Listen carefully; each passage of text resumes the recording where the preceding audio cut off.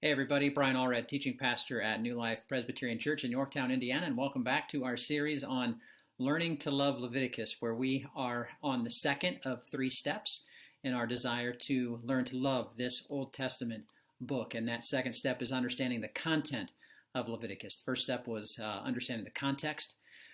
Second step, understanding the content. And then third step, understanding the completion, which is to understand how this book points forward to the person and the ministry of Jesus in the New Testament. Of course, we've been kind of weaving that into all of these lessons.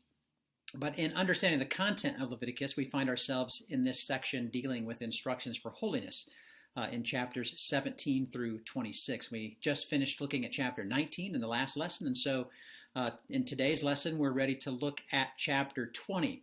And in Leviticus 20, we see that this idea of the holiness required by God's covenant people is still a major concern. It continues to expound upon what that holiness looks like in various aspects of life. And specifically in Leviticus chapter 20, we look at how holiness is specifically related to resisting the pagan practices of the Egyptians from which they had come. Remember, Leviticus is in this context of the wilderness wanderings, and so this generation has just come out of slavery in Egypt for 400 years. So a lot of those patterns are ingrained in the people, and of course to resist the pagan practices that they will encounter when they are brought into the land that God is promising to them that's inhabited by Canaanites.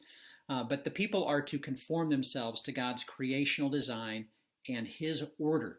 And the creational design and order are reflected in God's law. And so we're looking at this component of God's law here. We're going to see quite a bit of it again in chapter 20. But notice that the people's lives is to be characterized in a way that's consistent with God's creational design and order, as opposed to disorder. And it's interesting how we use the word disorder, right? I mean, we think about mental disorders, but to have a disorder, we have to have some kind of sense of an order to start with. But it's not just people that can experience kinds of emotional or mental disorders. Cultures and societies can reflect that disorder as well. And whenever we're moving away from God's creational design and his order for things reflected in his word, we are moving, whether quickly or slowly, toward disorder, toward chaos and confusion. And of course, those are things that we see in our society, in our culture, and in our world today, moving away from God's creational design and order.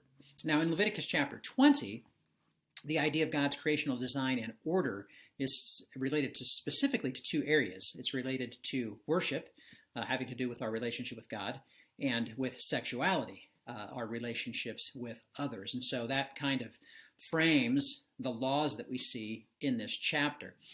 And really, we could say what we find in Leviticus chapter 20 can be broken down into three things. We find law, we also find judgment, but we also find grace in Leviticus chapter 20. So those are the three things we're going to look at. If we can just kind of outline it here at the beginning, we're going to begin by looking at the divine precepts that we see in Leviticus 20. That's the law portion.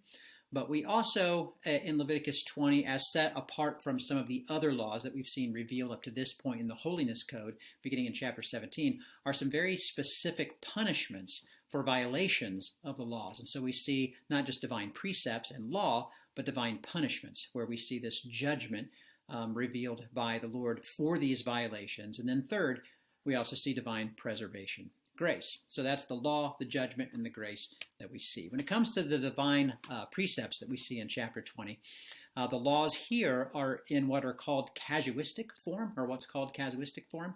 In other words, it's stated with an if rather than a do not. If someone does this, then this. For example, if you look at chapter 18 with a lot of restrictions, there's a lot of do not, do not, do not. We don't really find that exact language in Leviticus chapter 20. It's if someone in the assembly does this, or if someone is to do this. And the reason for that is because the then announces the punishment. We didn't actually get that in chapter 18. But here, there is an emphasis on the appropriate punishment to be levied for certain violations of the law. If this happens, then this is to be done. And so Again, to go back to the main emphases here, we have worship violations, which is a concern addressed in Leviticus chapter 20 for the people of Israel. We find those worship violations and those concerns expressed in verses 1 through 9.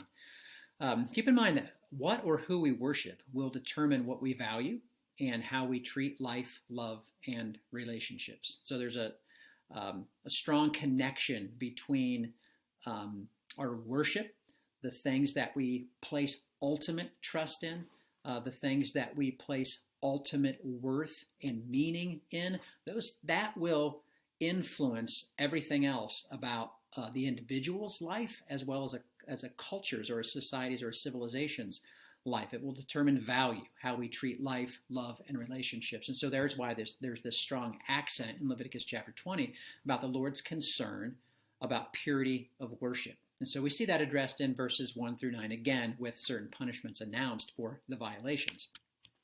But we also see sexual violations in verses 10 through 21. The Canaanites apparently were an extremely promiscuous people sexually, and this was with religious sanction. I mean, a lot of the pagan sexuality among the Canaanites was connected to appeasing or pleasing or manipulating or controlling the gods. In other words, worship and sexuality and sexual expression was kind of wedded together, in a sense, in Canaanite pagan practice. There's often a connection between ancient pagan belief and sexual licentiousness. We might even say that there's connections between modern pagan belief and sexual licentiousness, but we certainly see this in the Old Testament. For example, keep in mind that Baal worship becomes a major temptation for the people of Israel as they enter into Canaan for quite some time. It's actually sanctioned religiously under the kingship of Ahab in the north, and Elijah confronts that. But remember, Baal worship's going on during that time. But Baal was a fertility deity. And so there was this kind of temple prostitution and sexuality that's bound up in the worship of Baal and the Ashtoreth poles. So those are all connected, Baal being regarded as kind of male deity, but the Ashtoreth or the Ashtoreth poles, kind of this female counterpart. And so, so this sexuality connected to pagan worship. And that's a concern here in Leviticus chapter 20. Again, that they not adopt the practices of the Egyptians, the land from which they left, and not adopt the practices of the Canaanites, people who are in the land into which they will enter. And so major concerns are. Let's start with the worship violations in verses 1 through 9. The first thing that you read about, again, if you haven't read Leviticus chapter 20 in a while, you could pause right now and take some time to read it and then come back and pick back up what we're talking about here. What you read about initially in Leviticus chapter 20 is a prohibition against giving children to Molech. Molech is a Canaanite god who is mentioned in various places outside of Leviticus as well. We actually have a reference to Molech in 2 Kings chapter 3, verses 26 and 27, in connection with Manasseh, I believe it is. But there's this prohibition about giving children to Molech at the beginning of Leviticus chapter 20. Now, there's some questions about what is intended by giving children to Molech, or what is the meaning of that exactly? Is it a reference to child sacrifice, or is it just some kind of a dedication to children to the god Molech? Both of which, of course, would be serious religious violations. Many people believe that Molech worship required child sacrifice to appease Molech and to bring about his blessings. Others don't necessarily understand giving to Molech as actual child sacrifice, but certainly the giving up of a child to the worship and service of Molech, which would be a serious violation of the people of Israel to give their children over to Molech in either of those kinds of ways. And so that's prohibited here. It is punishable by death. So again, very serious violation. God is deeply concerned about our exclusive worship to him. And he's concerned about that for his own glory, but he's also concerned about that for our own good. To move away from the God of truth and to stray from his path is to move not toward stability and order, but toward disorder. Again, both at an individual level and at a cultural, societal level. So the Lord is wanting his people to live a life that enjoys stability, truth, beauty, and order, according to his creation design, because that's how we flourish. And the Lord wants his people to flourish. The second thing we read about in the first 9 verses, turning to mediums and necromancers is prohibited.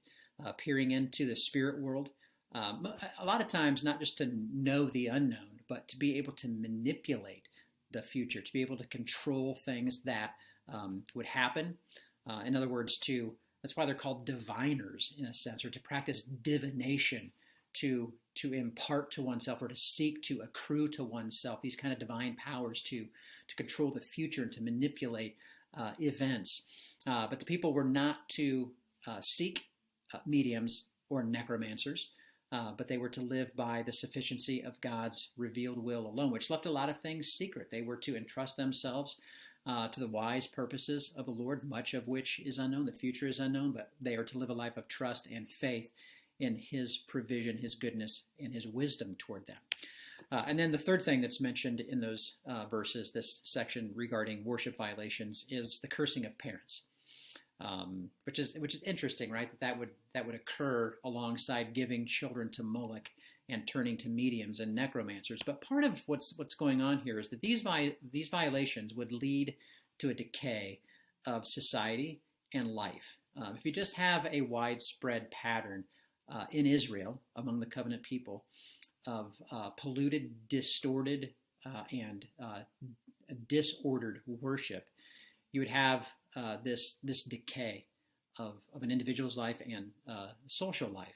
Same thing with turning to mediums and necromancers. In other words, you corrupt worship and you corrupt value and the way that we view life, love, and relationships. That goes back to what we were saying before about who or what you worship will determine your values and what you think about life, love, and relationships. And so all that's impacted.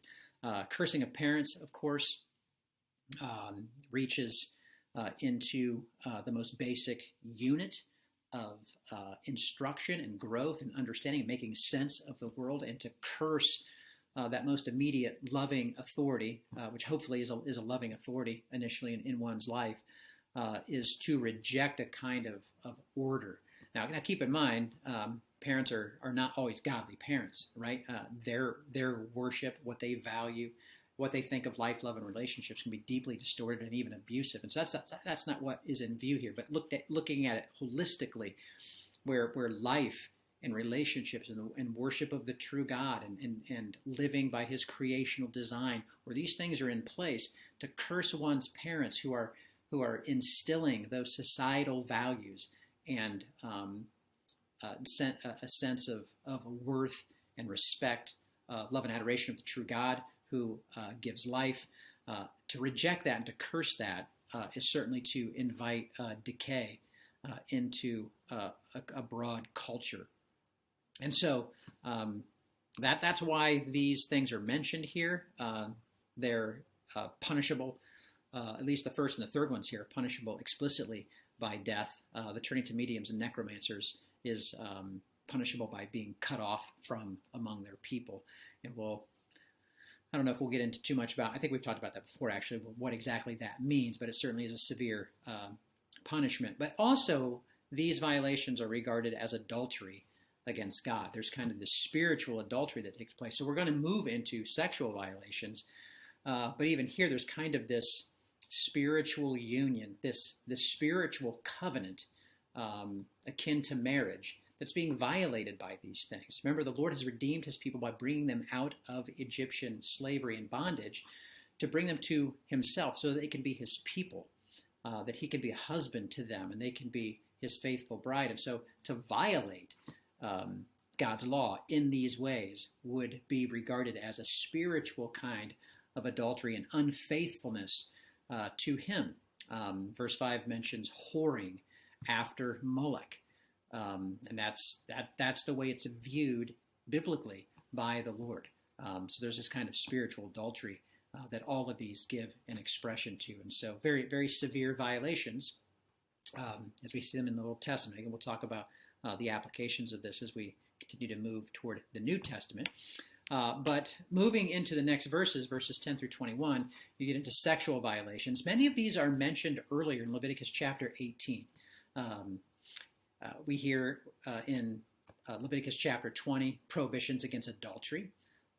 If a man and a woman are caught committing adultery, both of them are to be put to death. This comes up again, remember, in the Gospels, in the Gospel of John, when the Pharisees are able to seize a woman who is caught in the act of adultery, and they bring her to Jesus as a test and say, our law says that a person caught in the midst of adultery is to be put to death. What do you say?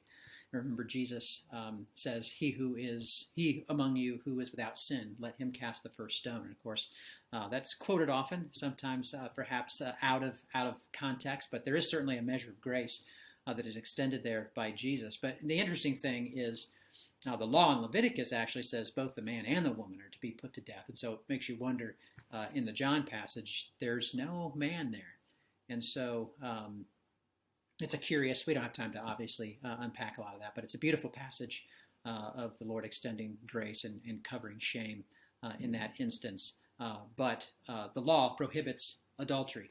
It also prohibits various incestuous relationships.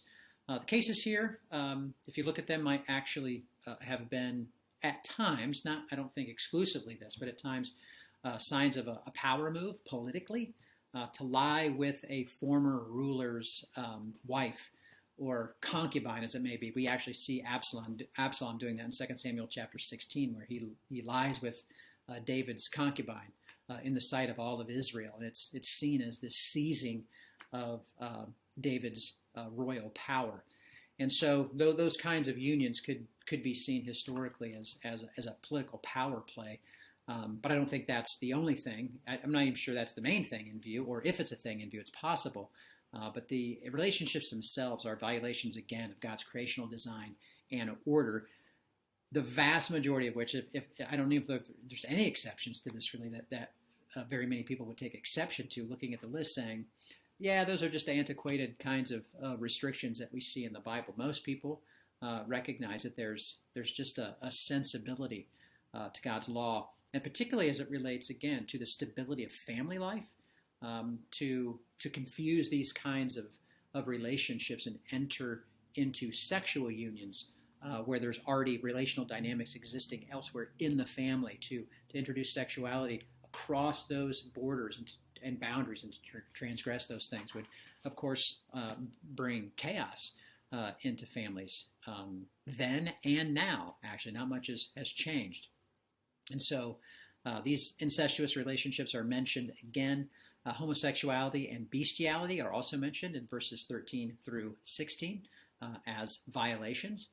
The difference between the list that we get in Leviticus chapter 20 and the list that you see similarly in Leviticus chapter 18 against these, or talking about the restrictions against transgressing certain boundaries in relationships sexually, is that the list in chapter 20 is not ordered from the closest relationships and then moving to the more distant relationships, but we see that the most severe violations are mentioned first, and then toward the lesser forms of punishment. For example, adultery and some of these incestuous relationships are punishable by death. As you can kind of continue to move through Leviticus chapter 20, the punishments vary. And so that gets us through at least verse 26. The last section of Leviticus chapter 20 is really where we see divine grace being communicated. But before we get there, let's consider the divine punishments. What punishments are actually noted in Leviticus chapter 20? Well, keep this in mind, that judicial punishments, meaning the punishments that society levies for certain violations or certain transgressions of boundaries that they put in place. That's what I mean by judicial punishments. Again, those that are executed by officers, a court, or some kind of establishment. Those punishments often reflect a culture's highest values. The most severe punishments for violations against the most treasured values. Again, the greater, in other words, the greater the value, the more severe the punishment. For example, most cultures have very severe punishments against murder, for the taking of another life, because there is a worldwide sense among almost all people that life is to be guarded and is to be cherished and protected. And when that's violated, there are severe punishments for that. If you think about violations like treason or breaches of national security, those are generally severely punished because of the important value we place upon protection and the purpose of a government to protect its people from foreign invasion and from harm. And so anything that would threaten that is generally severely punishable. On the other side of that, I mean, you kind of think about what kinds of laws or what kinds of punishments are there for marital violations in a culture. I mean, for example, these are not so much punishments, but if you think about adultery in this country and the dissolution of a marriage, adultery that leads to divorce, there's not much incentive to avoid that according to the law. These fault-free divorces. Yeah, I just don't want to be married anymore. I guess the point I'm bringing that up, and certainly there are instances where divorces are biblically warranted. But I mean, I think the point I would make in connection with that is that violation is seen as very minimal because there's hardly any financial disincentive or cultural disincentive toward that, because there has been a denigration of the way our particular culture values or doesn't value marriage and the importance of marriage vows. And so the law just kind of allows the dissolution of marriage to happen for almost any reason because it's not a very cherished and valuable institution any longer as it once was. And so here's the thing to note, that in Israel, covenant faithfulness to God and his word was at the top of the list, the culture's highest value. Obedience to God was seen as paramount. And that goes back to Israel's earliest history. Obedience, or actually it goes back to humanity's earliest history, because obedience to God is always regarded as a life and death matter. It is of extreme, supreme importance. If you look at Genesis 3, obedience to the Lord is a life or death matter. Obedience brings life. Disobedience brings death. So God's covenant law is paramount. And so violations of that law bring certain kinds of punishments. But the principle still holds here that the more serious the violation of the law, the more severe the punishment. So what we actually see here in Leviticus chapter 20 is a number of different degrees of punishment. We see that some of the violations in Leviticus chapter 20 are punishable by death. Verse 2, verse 9, verses 10 through 16, a number of these violations, you can look at them. The Lord makes it fairly obvious what the punishment is to be for the specific violations. So there's this language of setting my face against. And it's not exactly sure what is intended by that. But one of the things that I would want to just point out is that divine punishment is in view here. Again, I think that sometimes we find ourselves in the midst of just a general culture that has this complete distaste and rejection of the idea of punishment in any way, shape, or form, that it's somehow in and of itself unwarranted and has no place in law. But of course, that's absurd to think that the execution of justice is devoid of punishment in any regard. It just doesn't make any sense. But this language of the Lord setting his face against is a very clear indication of punishment, of divine punishment for sin. The language of being cut off, again, we see this in verses 17 through 18, childlessness in verses 19 through 20 for certain relational violations. These might be very close to the same thing. I mean, obviously, to remain childless throughout life would be accompanied with this threat of being of one's name being cut off from the people. And of course, there's provisions in Israel within families, so that would not happen. Actually, I'm not going to get into that, but if you think about the whole story of Ruth is kind of about the preservation of someone's name. So that was very important in the ancient world. And so to be cut off What exactly does that mean? Does that mean to be put to death? Does it mean to simply be removed from the covenant community and no longer be recognized as a part of that? Is it childlessness? And just another way of saying it.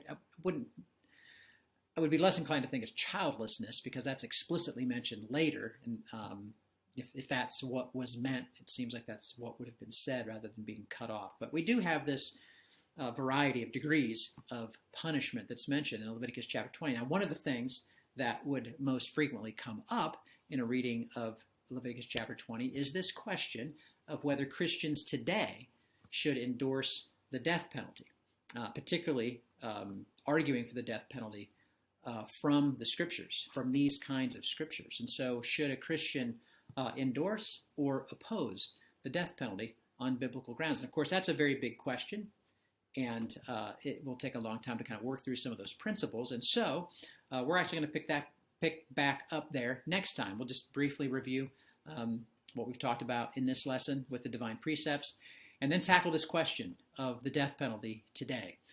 And then talk a little bit also about how we see grace in this chapter. There's law, there's judgment, and there's grace. And so we'll pick back up with this question of the death penalty and also look at the divine grace that we see in this chapter as well. So hopefully you'll come back and you'll join us then.